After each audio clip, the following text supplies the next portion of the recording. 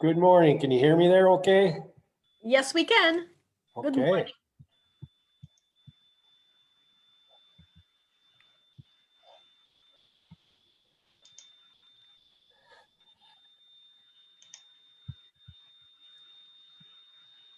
Good morning. Good morning.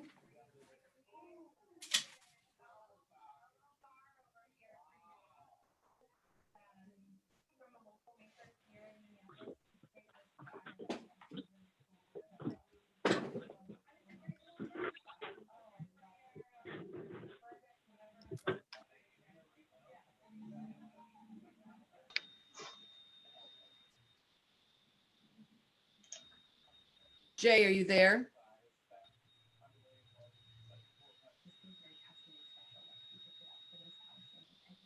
Was there? Wait, Jay, this is Jan Jurgens. I got a question for you. Sure. I was wondering if you knew when the M30 bridge was going to be opened. Funny you just brought that up as one of the updates. That looks like the letting is the 24th, Ugh. end of February. Okay. All right, I can go now. That's my update. It's the pits.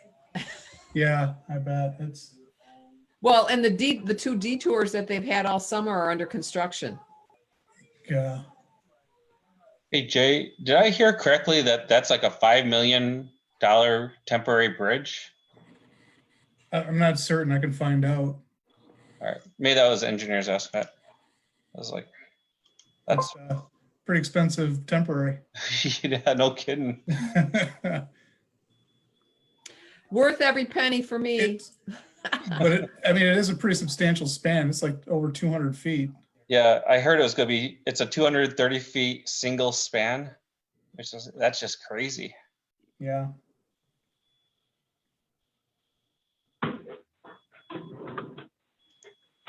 All right, there we go. Back to the agenda.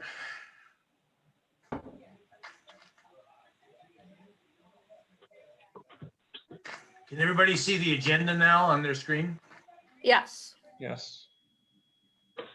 Close to my ugly mug. All right.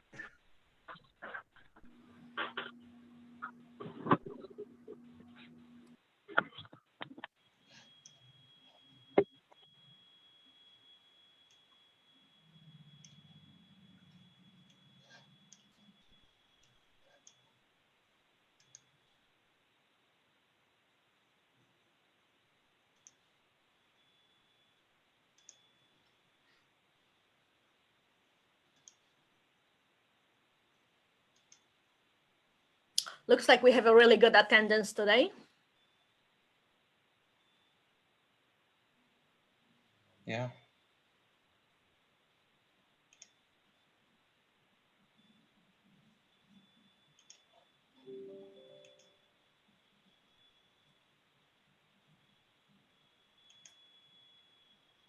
I don't know why, but my name is coming up as Willie. This is Carl Hammond. Oh, Now you're Willie. I'm Willie. Yeah, I just noticed that. I don't know what that means. I don't know either. That's kind of funny.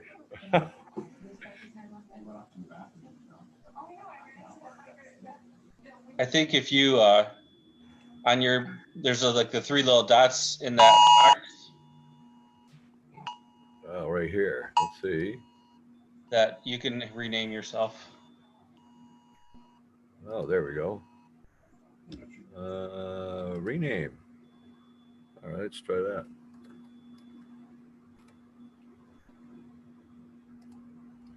Hey, that works.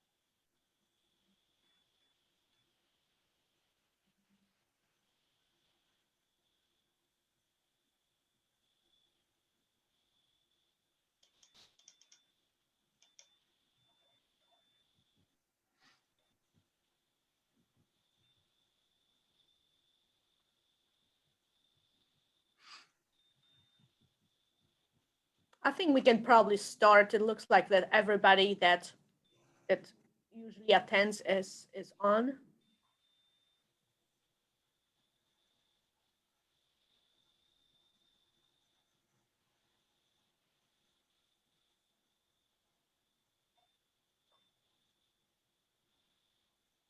Maybe Jan got called away for a second.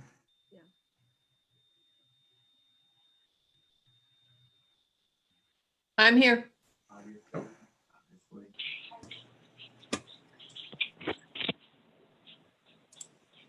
think we are probably ready to start. Okay, I'll go ahead. Oh, thanks. That I was in charge. I thought that might be the case. Yeah, it actually was. Okay. So Brian, have you gone ahead and taken attendance? I have, and it's on the screen, so I'm all set. Okay. All right. Maya, are there any changes to the agenda? There are no changes to the agenda. All right. Has everyone had an opportunity to review the minutes from the September 16th meeting? If so, I would be looking for a motion to accept them. So moved, Russ Inman. Is there a second? I'll second that. Carl Hammond. All right, thank you so much. Can we move forward to the report of officers?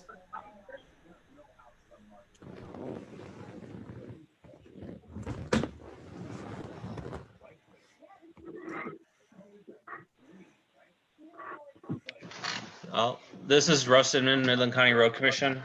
Our basically our major flood projects, the bridges have reopened now. Curtis Road Bridge, we have pretty much everything open. 8 Mile Road in Sanford is still closed. We're working with FEMA. We're still working with FEMA on many projects, and also the USDA to get full restoration of our flood damages locations. But the Curtis Road was our big one, and thankfully that opened last Thursday. We are proceeding, we have an urban funded project for Poseyville Road, Gordonville Road to the city limit. That is in 2021. And we are we just submitted for a GI, a grade inspection meeting. And I believe that's coming up on the 30th of November. So we're optimistic that following that, we'll get right in, get a letting assigned to us and get it obligated so we don't lose any of those precious urban funds, since apparently everybody's jumping. You know, I think Maya, you said there was 40% already obligated. Yes, I got news yesterday during the meeting for all the MPOs. MDOT had an update, and they indicated that both on the urban side and on the rural side, the funds are at almost 40% obligation. I think on one side was 39%, on the other side was 37%. And they are already obligated, and we are only a month and a half into this fiscal year. So definitely, if you have projects this year, please get them in as soon as possible. Schedule those meetings with LAP. Get those projects moving, because otherwise the obligation authority will run out, and even if those projects are good and ready, there'll not be enough money. I didn't realize that was for the rural too, and so I guess I gotta put a fire under somebody for that too. But yes, absolutely, that's pretty absolutely. much Yes, my update. and I just looked at my numbers. Yes, the rural program is 37% obligated already. Wow.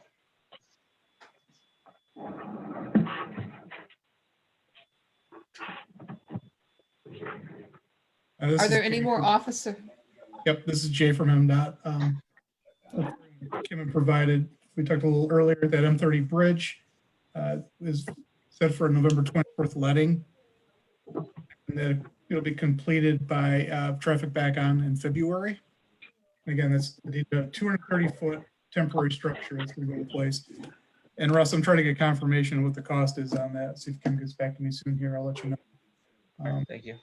US 10 at Wackerly, the project for the design of that right turn lane should start in the next month or so. We're just waiting on the consultant contract to be finalized by our contract services division. And then we have a final price proposal and negotiations are underway with the consultant for the reconstruction of the ER pairs in downtown Indian and Buttles. The design is probably starting in January. And this is a shelf project. We don't have any money for construction, just the design at this point. And that's what I have right now. With that project, Jay, is that doing anything with the number of lanes? Yep, we're having discussions about that. It's going to council for our kind of final findings on the data analysis on Buttles on Monday. So council does know that by January, they'll have to make, before we start design, make a decision one way or the other. All right. Stay tuned. Yeah. Shane, is there an update from the city? The only update I have is we're waiting for our Saginaw Road project to be obligated. I haven't heard anything on that in a month or so, so I'm gonna check on that one, but that's slated for construction here in the spring. And then our Sugnet Road Extension project, we awarded a contract for design for that one, and that one's scheduled to be constructed in spring of 22. Russ, update, I just got it back. The total project cost for M30 is 5.7 million. The bridge is 2.5. All right. That's a little bit more reasonable, right? Yeah, what a bargain. Wow. Hey, Maya, Yes. were you able to hear the Midland, City of Midland updates?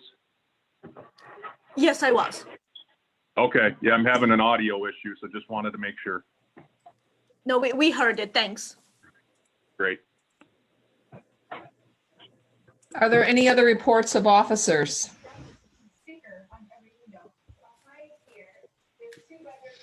Okay, then let's go ahead and move forward with agency reports. Maya, you want to go ahead?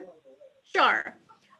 First item is that the meeting dates for technical and policy for calendar year 2021 have been put together on one list, and we have provided that list to all of you. None of the dates coincided with the holidays, so we didn't have to change a date for any of them from our usual first Tuesday of the month or third Wednesday of the month.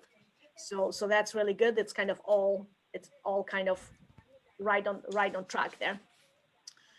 Next item is the elections of officers and representatives for technical and policy committee will take place in first meeting of 2021 calendar year in January. And so even though some of the terms may be going longer, the decision of the policy was to synchronize everything. So we are having basically a whole slew of elections happening in January 2021. So this will serve as a kind of call for nominations for technical officers and representatives. So if there are any nominations, please voice them or send them to us. And those are open all the way through the policy and technical meetings in January. Next item is the Open Meeting Act, the format of meetings for fiscal year 2021.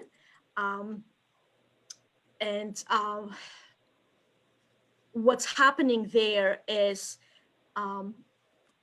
as things stand right now on a per legislative acts, we can only have virtual meetings through the end of of this fiscal year.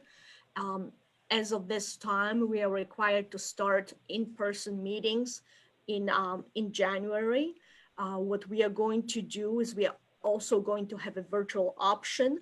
So if anybody would rather not come in person to the meetings, they can still attend and vote in a virtual way. The only requirement as of right now, if things don't change, is that everybody will have to, whoever's calling in virtually will have to state the location where they are calling from.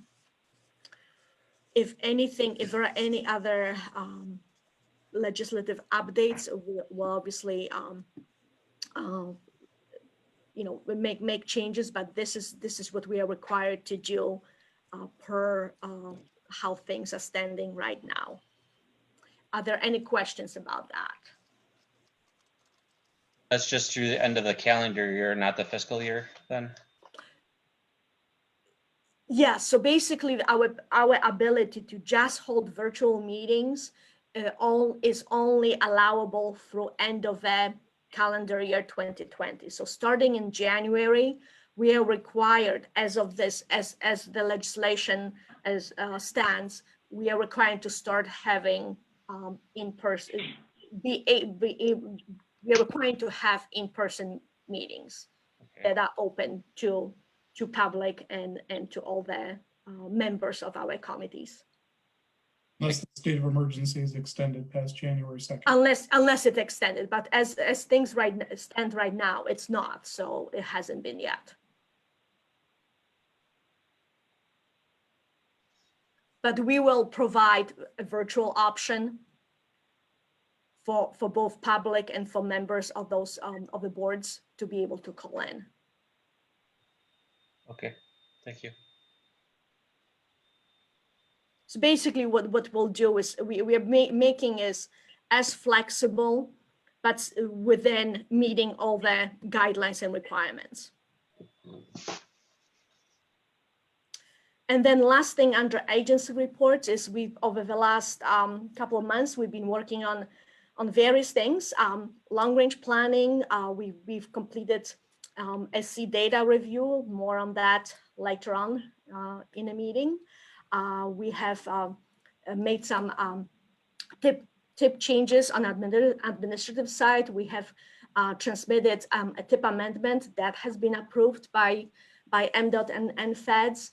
We have been working on an NMT plan update, and we have completed a whole bunch of administrative items, like submitted the fourth quarter billings. I have scheduled the MATS audit for beginning of a calendar year. It's required to be done by end of March. I have completed DBE calculations and submitted that to MDOT. That's required to be done every 6 months. So all that has been done.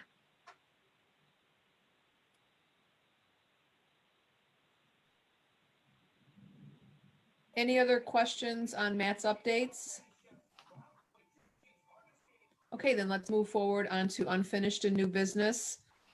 Maya, you want to talk about the Matt's tip amendment? Absolutely.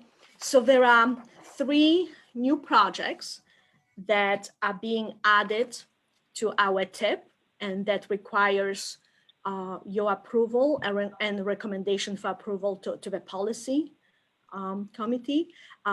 2 of those projects are the PE and the construction phase of the M20 installation of shoulder rumble strips. That project, the PE phase, is planned to be done in 2021, and the construction of it in year 2023. And then there's also a reconstruction of US 10 westbound lanes. The PE phase of that project is proposed to be done in year 2022. It's a really big project. The PE phase itself is about $5.5 million, and the construction phase of it is about 40 million. I don't know whether Jay wants to add a little bit more about that due to the size of that project. Jay, if you have any details. No, it's kind of continuation for that, for the westbound that we did on eastbound. Yeah, if you recall, it wasn't,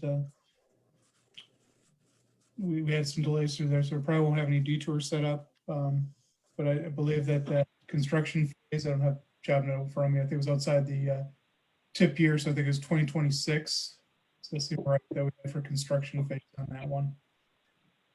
We're kind of spacing those out because we have the section in Bay County will be going on in 2022 or 23. So we didn't want to frustrate people too much there and have back-to-back complete construction on westbound. So thanks, Jay. So those are the projects that are up for your approval and recommendation to policy for their approval to be added to the tip.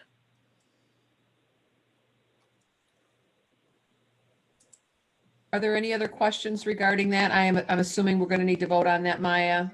Yes. It's an action item. I have All a right. question. I have a question for Jay. This is Carl Hammond. What are they doing for the construction of westbound 10? What is that going to be consisting of? As far as the, just the reconstruct? Yes. Is that a total reconstruct of US 10 from Bay City to Midland?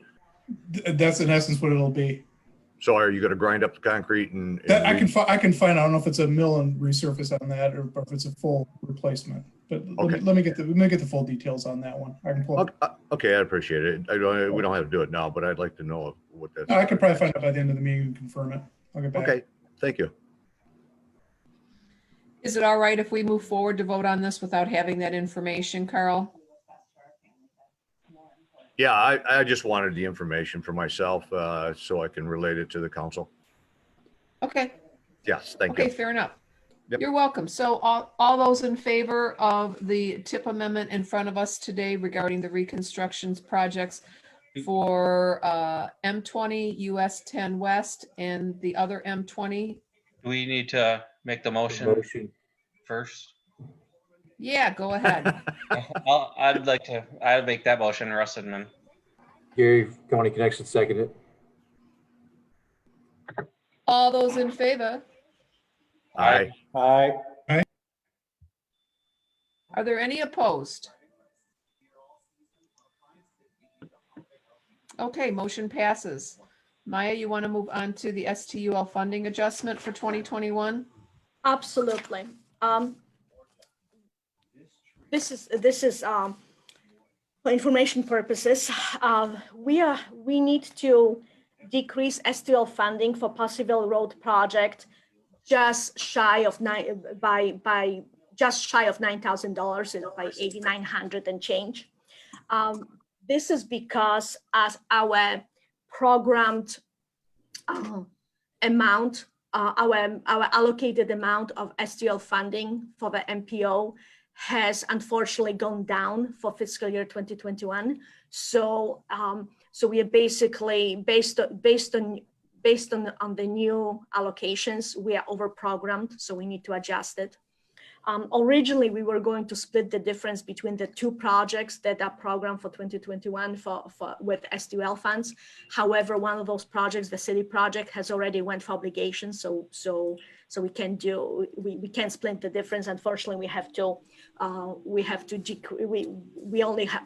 put that adjustment towards only one project, which is the Possiville Road project.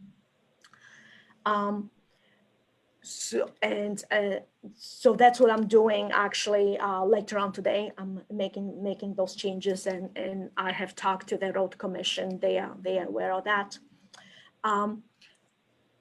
As they are going to be submitting that project shortly and have conversations with LAP, the road commission is asking that the method of funding for that project be changed from CAP to pro rata, and this way, if that project comes up to be costing more than that's estimated. Money can be pulled in from our carryover funds, which balance stands right now at 1.6 million, and that project could use that money and not have to go and have to be used out of the local funds, out of the road commission local funds. So the action item is the approval of a pro rata method of funding for this project. And if it actually did go over, with pro rata, our percentages, that obligation get locked. So if it's a 50% local match, any additionals would be only the additional 50% on local, and the other could pull from that pot of money. So I'd like to make a motion, Russ Inman, for approval. Mike Wood, I'll second. All those in favor? Aye. Aye.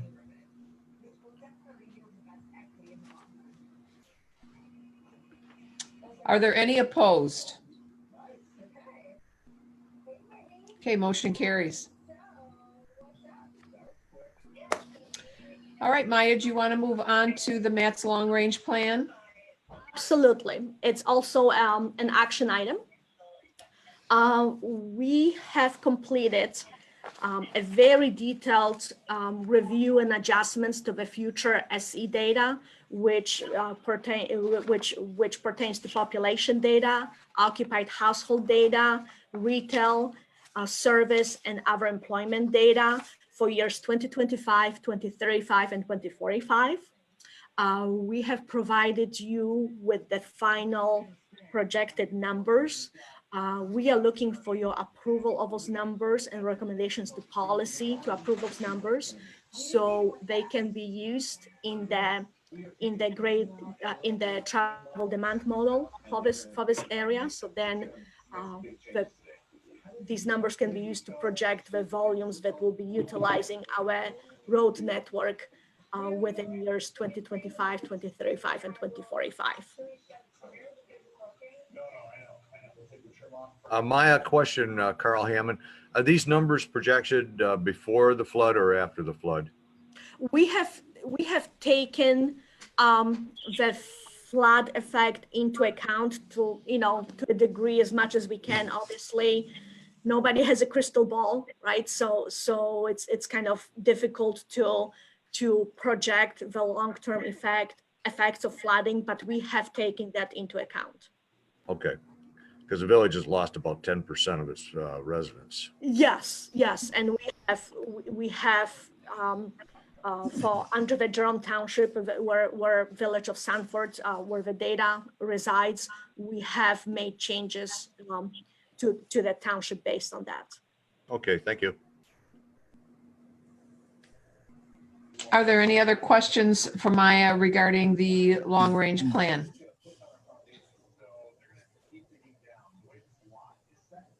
All right, this is an action item, so we will be looking for a motion here.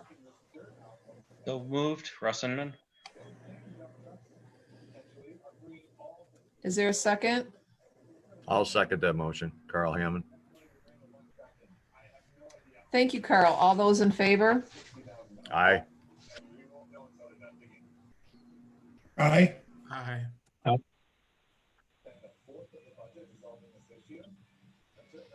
All right, are there any opposed? Okay, motion carries. All right, thank you, everybody. Maya, do you want to move forward to the non-motorized transportation plan update? I'm going to let Brian talk about that. It's kind of his baby. Well, we have a little bit of an update. We have a revised draft that we've sent out to the non-motorized committee about a week ago. We had a non-motorized committee meeting yesterday where we reviewed both the proposed project list for 2021 through 2020 or 2045, excuse me, as well as briefly the plan. We had a lot of good discussion, a lot of great ideas were suggested, and we're going to be making some phone calls and getting in contact with each of the agencies to further refine kind of how we describe and present projects in the project list, which is fairly lengthy right now, but that's because of the sort of the detailed way it was originally presented. We're going to try and clean that up a little bit and make a better connection between the project list and the maps that are shown in the plan. So that'll be happening soon, and I expect that we'll be meeting again in December to clarify things. But otherwise, the plan update seems to be moving along well, and in 2021, we'll have it right here for everyone's review and approval. Okay, thank you, Brian. Are there any questions regarding the updated plan from anyone? Okay, we'll move on to item E, MDOT's local agency program. Yes, I wanted to give you a little bit of an update on 3 different items within that program. First of all, the safety projects utilizing HSIP and HRRR funding for fiscal year 2022 have been announced by MDOT. There are no projects within the MATS area. If anybody would like to see those the list of projects that have been approved, I'll be happy to send those lists to next thing is a Michigan State Historic Preservation Office has announced that there are some changes to their procedures. They are basically for any projects that are being submitted for federal funding. There is some additional documentation that Historic Preservation Office now requires.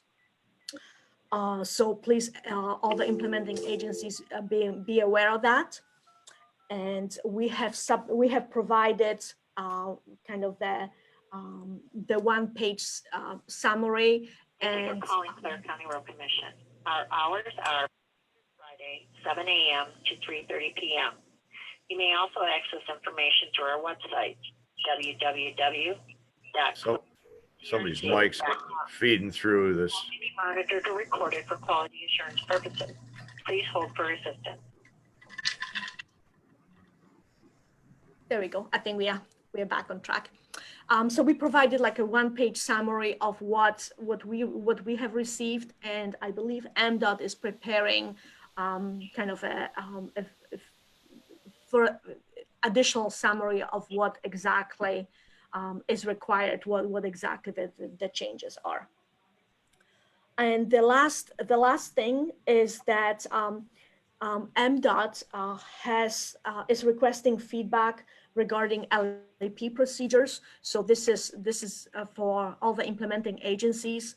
If please, you deal with LAP all the time regarding all submission of various projects. Please, if you have any comments, if you have any suggestions, please do the survey. Let them know. They want to streamline the process as much as possible, and over the last few years that process has gotten more complicated and longer. So any comments that you can provide that might make the process better.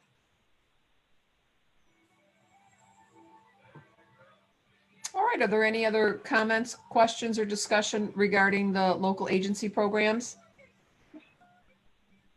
Okay, let's move on then to item F, MDOT's passenger transportation program. Yes, just a quick update from passenger transportation regarding passenger transportation program. The fiscal year 2022 application instructions have been issued, and there are some changes since 2021. So the transit agencies, please be aware of that, and I'm sure you have received notification of that as well. But I just kind of wanted to mention that there are some changes from previous year.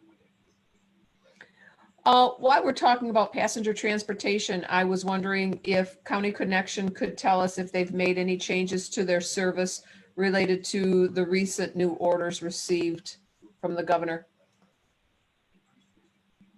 As of right now, no, just kind of keeping where we were as far as we haven't reverted back to the essential rides only, but our ridership is down so much right now that it hasn't, we're down to like 40% of what we normally would be at. If we foresee that, that it's necessary, we may be going back to where we were in the spring and doing essential rides only, but right now we're not following that. It looks like most of the agencies locally have not. Bay Metro is kind of converting to that. Saginaw Stars has.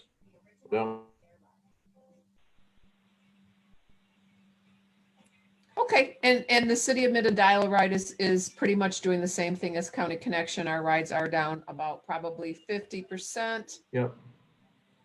It's nuts. It's unbelievable. I never would have thought. I still have people laid off, and no site for return for some of them right now. We just don't have the ridership. So, but if we foresee, or if the health department directs us more on this, we possibly could go in the next 2-3 weeks back to central rides only. And I don't foresee. It's hard to say, but I think the writing's out there. In 3 weeks, I got to be surprised if there's not more restrictions. I do know that Bay Metro is not collecting fares at this time. The city of Midland is collecting fares, and County Connection, are you? We are connected. We did go back to collecting fares. And then I think Isabella is not, but I believe Gladwin is. And it's, it depends on how things go. The next quarter, we may end up going back to that, but we felt the need to get back into it. Even if we don't collect all of it, it's kind of an honor system when they put it on there. We've been pretty good about getting all the fares. Some of the people are not putting it in there. We're fine. I'm not gonna sit there and babysit it all the time. It's just, we're doing the best we can with what we have. All right, Gary, thanks so much. I appreciate your information. Yep, thanks, Jan. All right, are there any public comments at this time? This is Jay. I just wanted to follow up. I think it was, Carl, was your question about details on that reconstruct on 10? Yes. Just kind of looking back into it. Yeah, that's going to be a full tear out because it's that profile in there, I think is like 2 layers of concrete.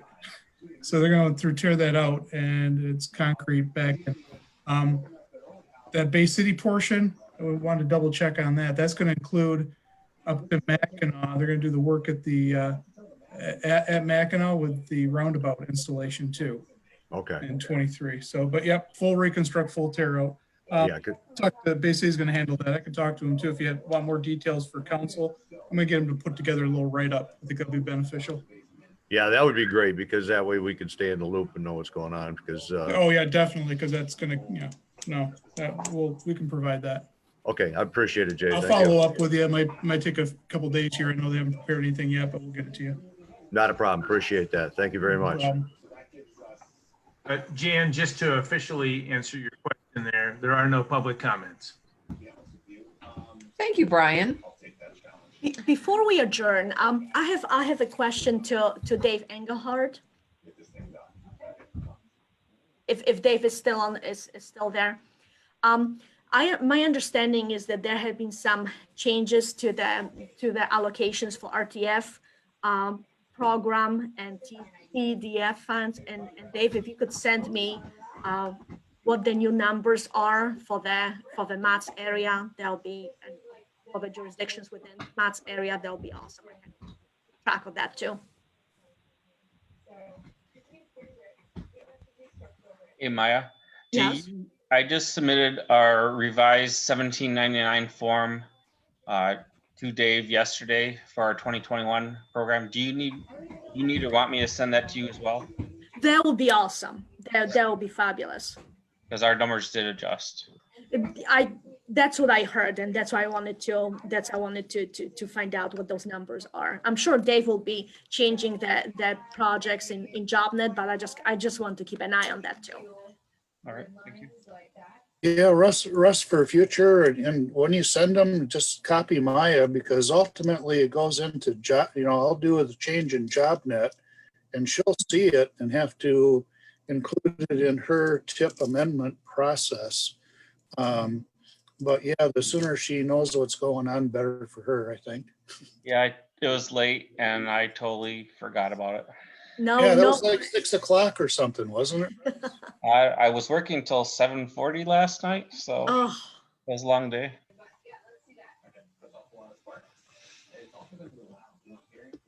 that's all that I have. That's. All right, does anyone else have anything else before we move to adjourn? Okay, Maya, do I need a motion to adjourn or can we just adjourn? We do it both ways. Sometimes we do it one way, sometimes we do it the other. So whatever you prefer.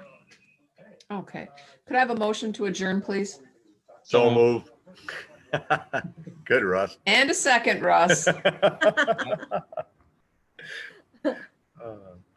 Second. All right, we are all set then, Maya. Thank you so much. Thanks. Thank you. Thanks, everybody. Thank you. Have a great day. Bye.